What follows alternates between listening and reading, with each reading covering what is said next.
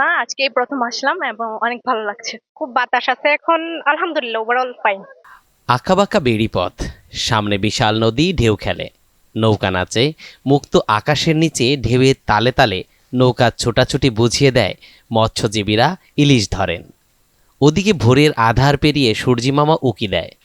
পড়ন্ত বিকেলে স্বচ্ছ জলে আলো ছায়া বিছিয়ে নিজের ভেতরকার সৌন্দর্য দেখাতেও ভোলেন না সূর্যমামা। সম্মুখে বিশাল নদী আর মুক্ত আকাশের প্রাণছোঁয়া।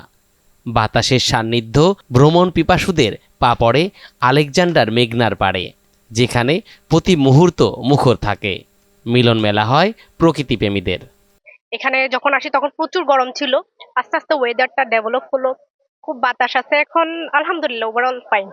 আমরা নদীর পাড়ে এসে অনেক আনন্দ হলো। দেবর, জাল, বাসুর এবং ছেলে মেয়েদেরকে নিয়ে আনন্দ উপভোগ করলাম। একদম কক্সবাজারের মানে ফিলটাই এখানে পাচ্ছি আমরা মোটামুটি। আর বোটে উঠার চেষ্টা করছি, কিন্তু সন্ধ্যা হয়ে গেছে তো আর উঠতে পারি নাই। আমার অনেক দিনের ইচ্ছে ছিল এখানে আসার জন্য, আসলাম আজকে, অনেক ভালো লাগতেছে।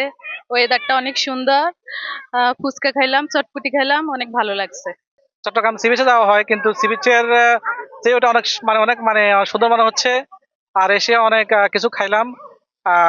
খাবারগুলো মোটামুটি দামের ভিতরে আছে, একটু বেশি রাখছে দাম। তারপরে সব মিলিয়ে মোটামুটি অনেক ভালো লাগছে। আমি এখানে আঙ্কেলের সাথে আসছি।